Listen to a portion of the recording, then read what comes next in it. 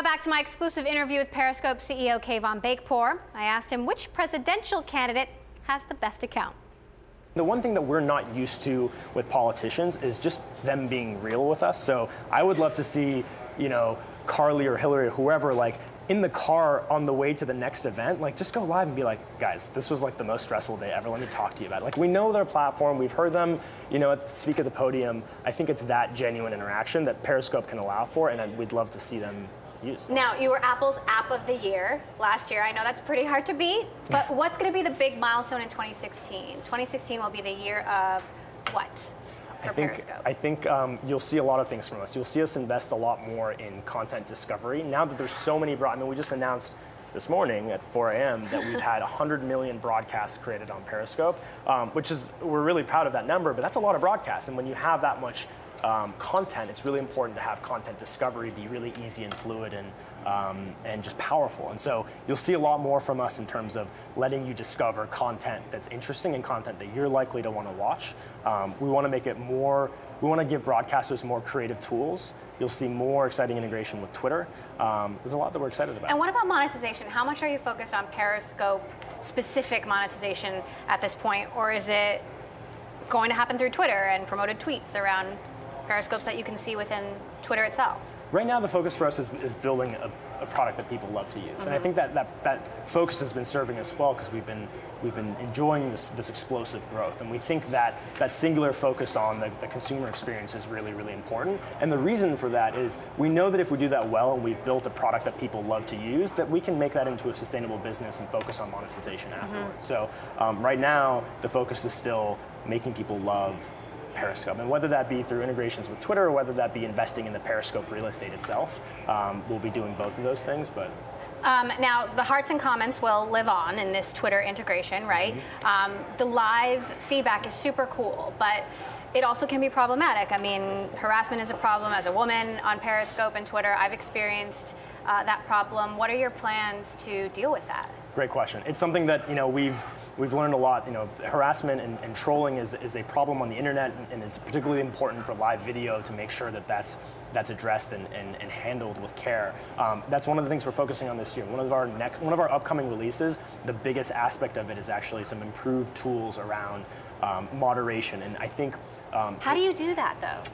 I'm really excited about this because I think what we've implemented in this upcoming release is actually a really clever way of relying on both algorithmic intelligence to how to prevent abuse, which is important but not infallible, right? You can't perfectly predict whether people are being abusive or not. Language happens to be very complex, but combination of algorithms and leveraging the community to do real-time moderation, both can be really effective. And what I love about it is it creates transparency, right? You can be transparent with people around, hey, this person was marked as being abusive and they're not going to be able to comment anymore because guess what? The tribe has spoken.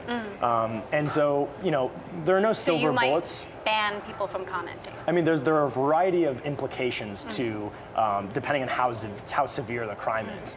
So there's a gradient of how effective the punishment is, but we're going to, with conviction, work on solving this problem. There's no one feature that's a silver bullet, but you'll see a series of improvements from us that help address the problem. Okay, now a few quick hitters from Twitter. A lot of people were very excited that you were stopping by today.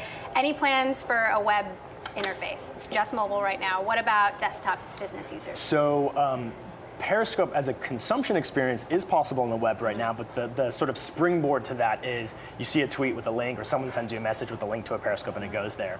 We're really excited about doing more with web beyond just that. You'll also see with this Twitter integration that we launched today that there will be upcoming web integration and Android integration. So if you're looking at twitter.com and you see Emily's Periscope, you'll also have that native Periscope playback coming up soon. Any plans to integrate with IoT devices like drones, cameras?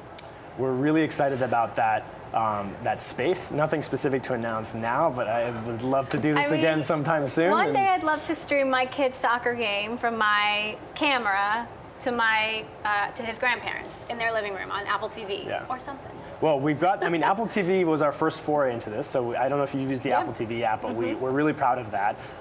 We think there's a lot of other clever things we can do with other cameras, so more forthcoming on that. How about working with Vine, so you could save small clips from streams, or at a certain point, I archive something permanently?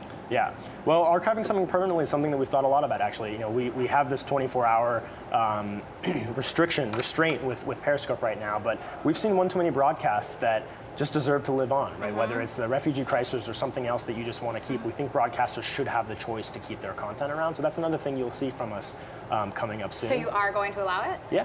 You are? We're not announcing the availability of that right now, but it's something that we've talked about publicly, that we want people to have the choice.